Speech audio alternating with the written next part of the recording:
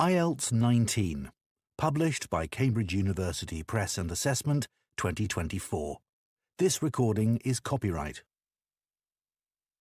Test 1. This is the IELTS listening test.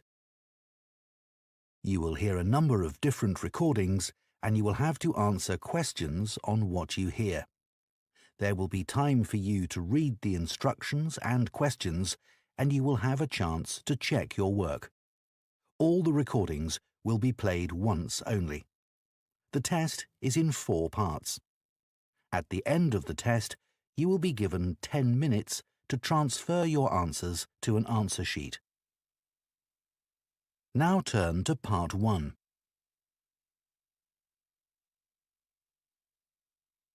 Part 1. You will hear a teaching assistant calling a country park about a school visit. First, you have some time to look at questions 1 to 6.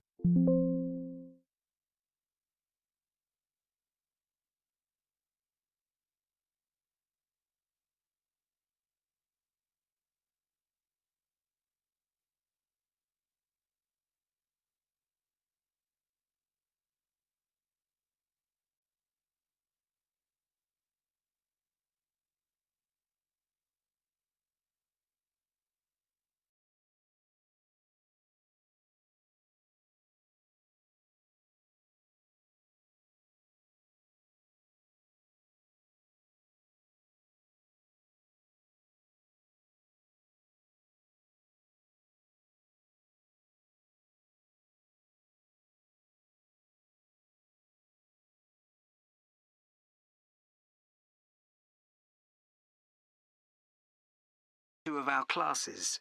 OK. What would you like to know? Well, I'm new to this area, so perhaps you could tell me something about the park first, please. Of course. Altogether, the park covers 170 acres. That's 69 hectares. There are 3 main types of habitat: wetland, grassland and woodland. The woods are well established and varied, with an oak plantation and other areas of mixed species. Right. The wetland is quite varied too. The original farmland was dug up around 40 years ago to extract gravel. Once this work was completed, the gravel pits filled with water, forming the 2 large lakes.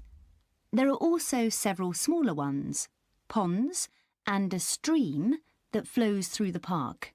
OK, so I suppose with these different habitats, there's quite a variety of wildlife. There certainly is. A lot of different species of birds and insects, and also animals like deer and rabbits. And I understand you organise educational visits for school parties. That's right. We can organise a wide range of activities and adapt them to suit all ages. Can you give me some examples of the activities? Well, one focus is on science, where we help children to discover and study plants, trees and insects. They also collect and analyse data about the things they see. Another focus is on geography. The park is a great environment to learn and practice reading a map and using a compass to navigate around the park. Do you do anything connected with history? Yes, we do. For instance, the children can explore how the use of the land has changed over time. Then there's leisure and tourism. That focuses on your visitors, I would imagine. Yes, mostly. The children find out about them, their requirements, the problems they may cause, and how we manage these. And another subject we cover is music. Here the children experiment with natural materials to create sounds and explore rhythm and tempo. That must be fun. Most children really enjoy it. Before you hear the rest of the conversation, you have some time to look at questions 7 to 10.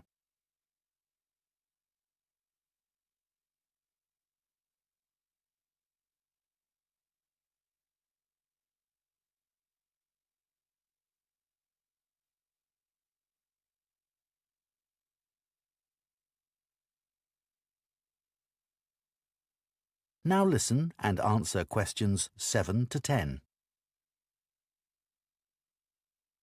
And of course, all the activities are educational too.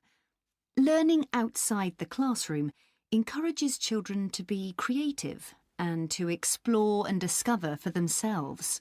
I would imagine they get a sense of freedom that might not be a normal part of their lives. That's right.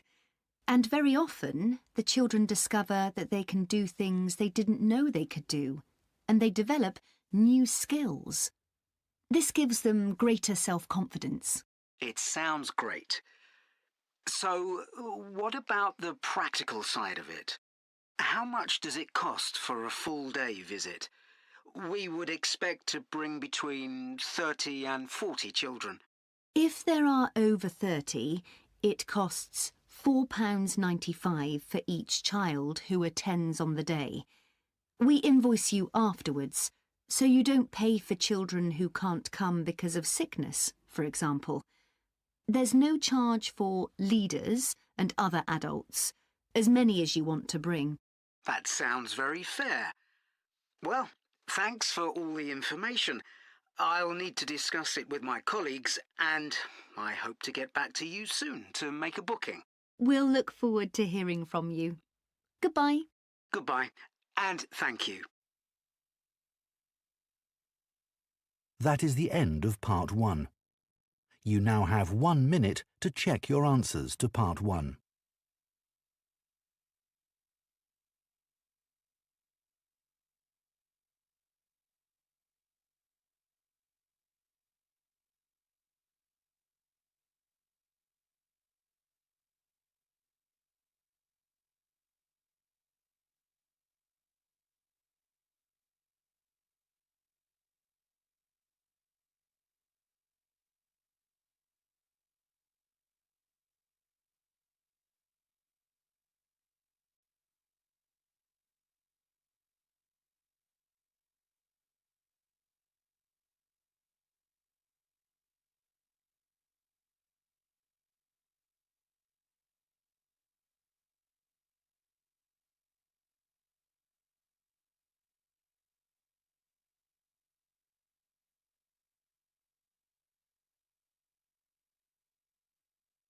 Part 2.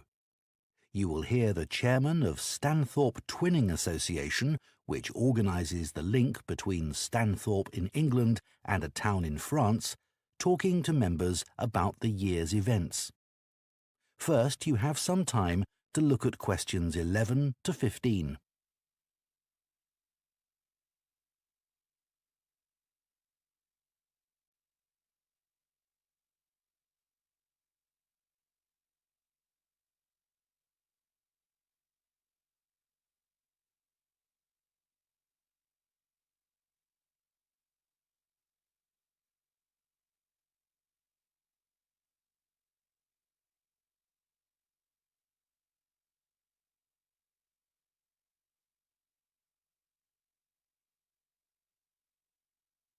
Now listen carefully and answer questions 11 to 15.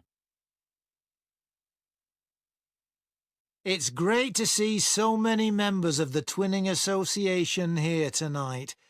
Since the twinning link between our two towns, Stanthorpe here in England and Malat in France, was established, the relationship between the towns has gone from strength to strength.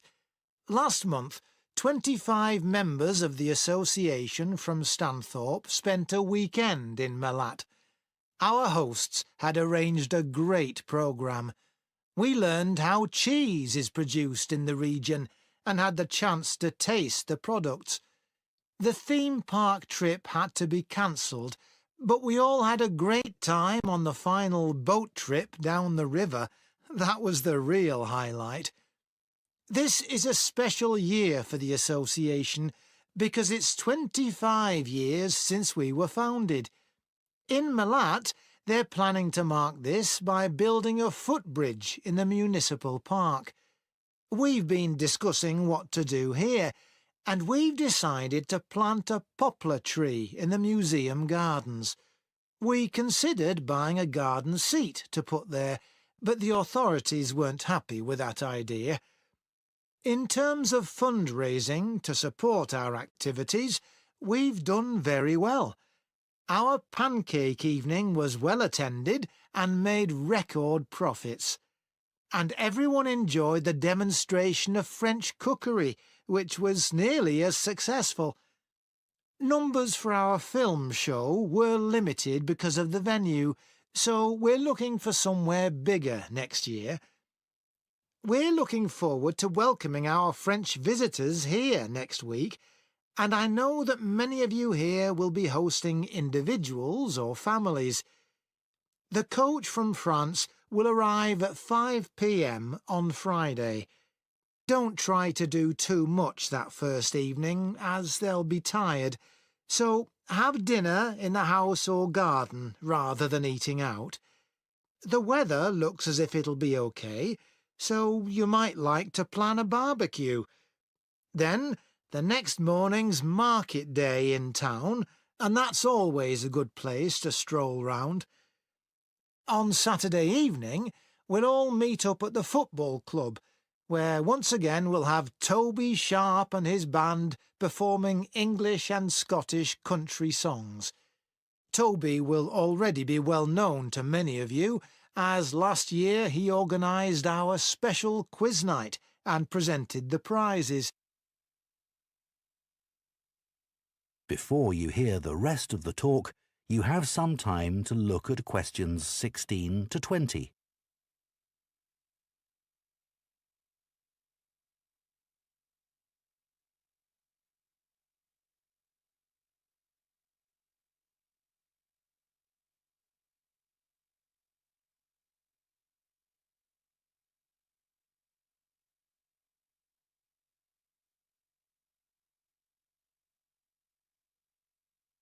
Now listen and answer questions 16 to 20. Now, on Sunday, we'll be taking our visitors to Farley House. You may not all be familiar with it, so here's a map to help you. You can see the car park at the bottom of the map. There's an excellent farm shop in the grounds where our visitors can buy local produce. It's in the old stables, which is the first building you come to. They're built round a courtyard, and the shop's in the far corner on the left. There's also a small cafe on the right as you go in. I know that one or two of our visitors may not be all that mobile. The main entrance to the house has a lot of steps, so you might want to use the disabled entry. This is on the far side of the house from the car park. Children will probably be most interested in the adventure playground.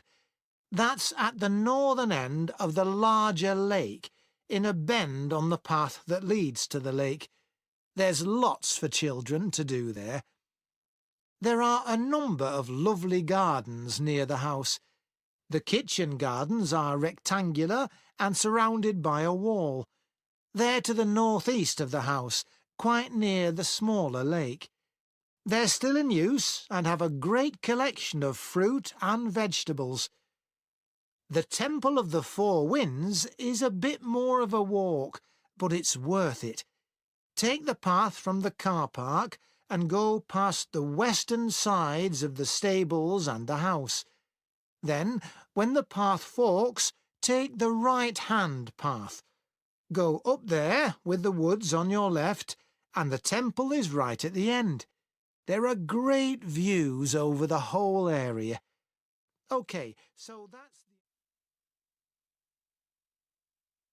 That is the end of part 2. You now have 30 seconds to check your answers to part 2.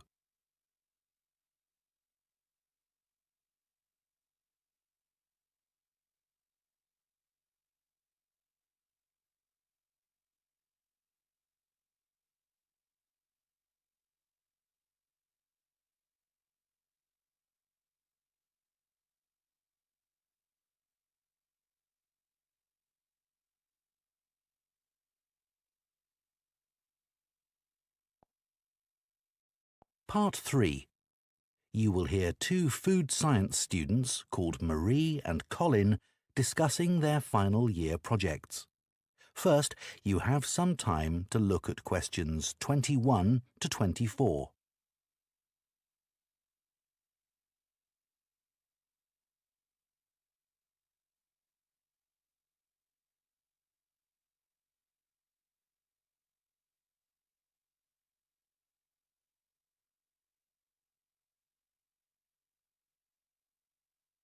Now listen carefully and answer questions 21 to 24. I haven't seen you for a bit, Marie.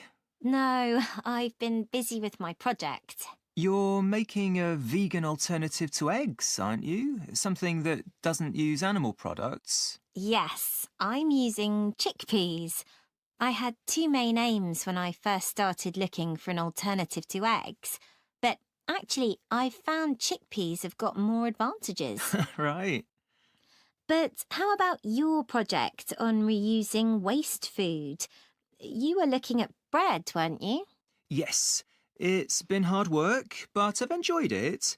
The basic process was quite straightforward, breaking the stale bread down to a paste, then reforming it. But you were using 3D printing, weren't you, to make the paste into biscuits? Yeah, I'd used that before, but in this project I had time to play around with different patterns for the biscuits and finding how I could add fruit and vegetables to make them a more appetising colour, and I was really pleased with what I managed to produce. It must have been a great feeling to make something appetising out of bits of old bread that would have been thrown away otherwise. It was. And I'm hoping that some of the restaurants in town will be interested in the biscuits. I'm going to send them some samples. I came across something on the internet yesterday that might interest you. It was a company that's developed touch-sensitive sensors for food labels. It's a special sort of label on the food package. When the label's smooth, the food is fresh. And then when you can feel bumps on the label, that means the food's gone bad. It started off as a project to help visually impaired people know whether food was fit to eat or not. Interesting. So, just solid food? No, things like milk and juice as well. But actually, I thought it might be really good for drug storage in hospitals and pharmacies. Right. And coming back to food, maybe it'd be possible to use it for other things besides freshness, like how many kilograms a joint of meat is, for example. Yes, there's all sorts of possibilities. Before you hear the rest of the discussion, you have some time to look at questions 25 to 30.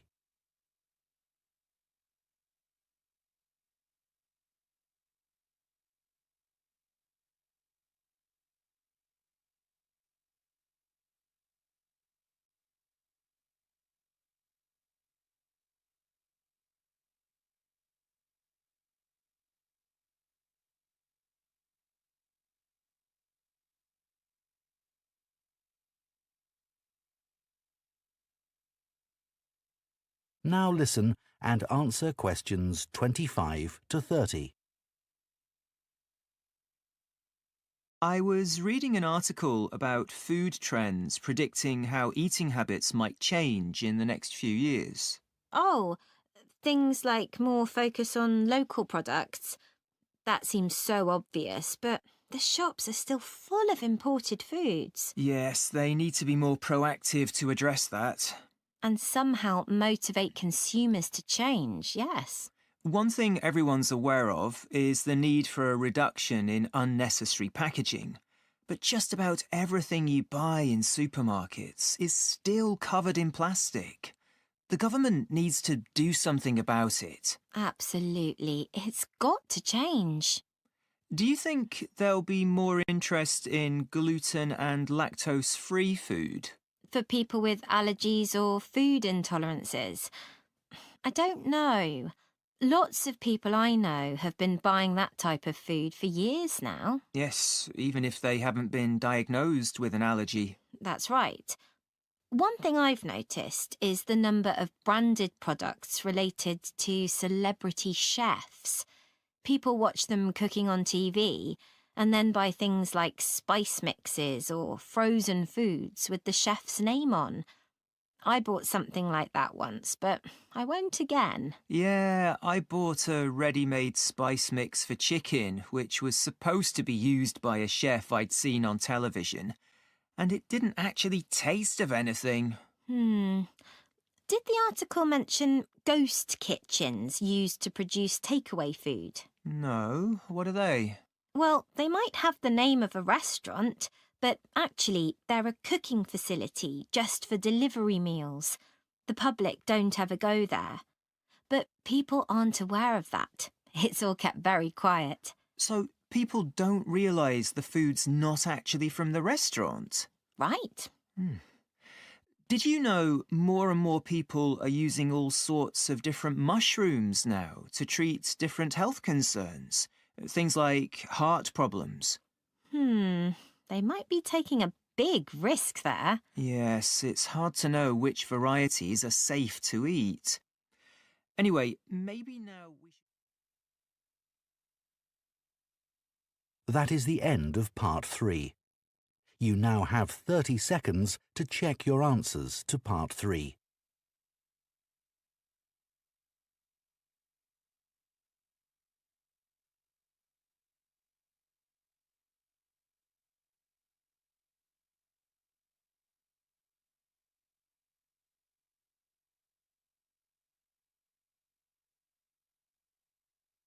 Part 4. You will hear an archaeology student giving a presentation on an important site in Ireland called the Cagey Fields. First, you have some time to look at questions 31 to 40.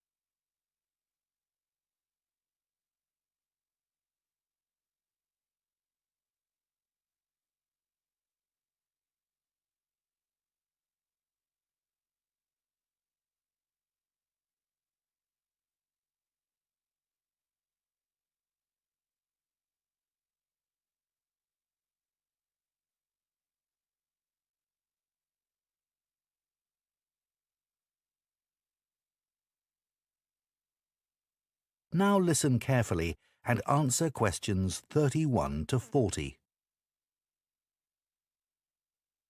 For my presentation today, I'm going to talk about the Cagey Fields in the northwest of Ireland, one of the largest Neolithic sites in the world. I recently visited this site and observed the work that is currently being done by a team of archaeologists there. The site was first discovered in the 1930s by a local teacher, Patrick Caulfield. He noticed that when local people were digging in the bog, they were constantly hitting against what seemed to be rows of stones. He realised that these must be walls, and that they must be thousands of years old for them to predate the bog which subsequently grew over them. He wrote to the National Museum in Dublin to ask them to investigate, but no one took him seriously. It wasn't until 40 years later, when Patrick Caulfield's son, Seamus, who had become an archaeologist by then, began to explore further. He inserted iron probes into the bog to map the formation of the stones, a traditional method which local people had always used for finding fuel buried in the bog for thousands of years. Carbon dating later proved that the site was over 5,000 years old and was the largest Neolithic site in Ireland. Thanks to the bog, which covers the area, The remains of the settlement at KG Fields, which is over 5,000 years old, are extremely well preserved. A bog is 90% water, its soil so saturated that when the grasses and heathers that grow on its surface die, they don't fully decay but accumulate in layers. Objects remain so well preserved in these conditions because of the acidity of the peat and the deficiency of oxygen. At least 175 days of rain a year are required for this to happen. This part of Ireland gets an average of 225 days.